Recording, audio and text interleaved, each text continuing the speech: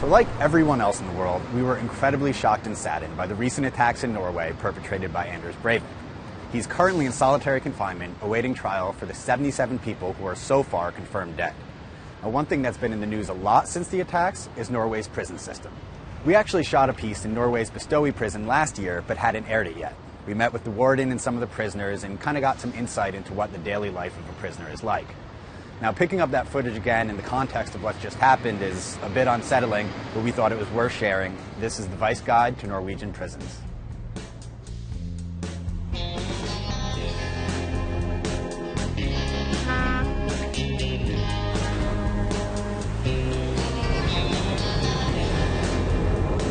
So we're in Norway and we're about to go visit a prison where they've collected the worst offenders, the murderers, the rapists, drug traffickers. But instead of locking them up and throwing away the key, they've given them tennis courts and some horses to ride. Goodbye. So in Norway, there's no death penalty, and the maximum sentence is just 21 years. So the penal system here is all about rehabilitation. And nowhere is this more obvious than here at Bestowey Prison. Thanks. Thrilled to be here. One of the reasons why we have a prison like this is every inmate in Norway will be released. Someday he will be somebody's neighbor. Right, that's an interesting way of looking at it. We have a socializing training. Preparing them to go back into society. Looking forward to a nice day with you very close by our side. I like to present the prison as a small village. We have school, health services, a library. They are running their own shop. Here it's more normal, so you can act more normal when you get out. Here you can see the ocean, and in the locked prison you always miss something. This is an area for building up trust, responsibility, take charge of your own life. And so we are training the inmates to be aware that you are a part of something bigger. Right. And whatever you do to the thing outside yourself, the soil or a human being, it comes back to you.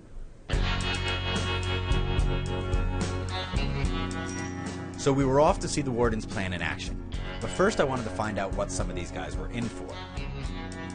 Can I ask what got you in trouble in the first place? Fighting? From a drug problem, from a fighting. Drug case. Drugs. 20 kilos of amphetamine.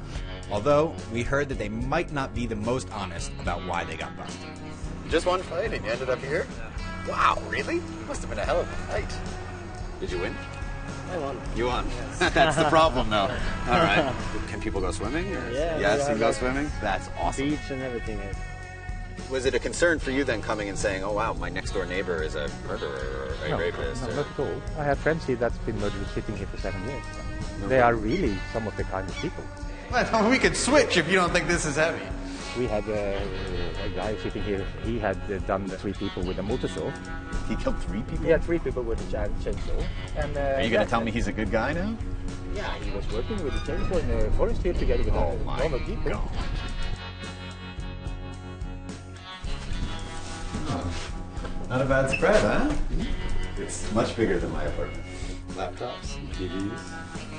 It's crazy. This is bizarre. I mean, it really is surreal. You need to catch yourself every once in a while and be like, oh yeah, these guys are really hardened criminals, because you just feel like you're at summer camp. Yeah, I gotta say, one of the first things I noticed was you don't have a gun.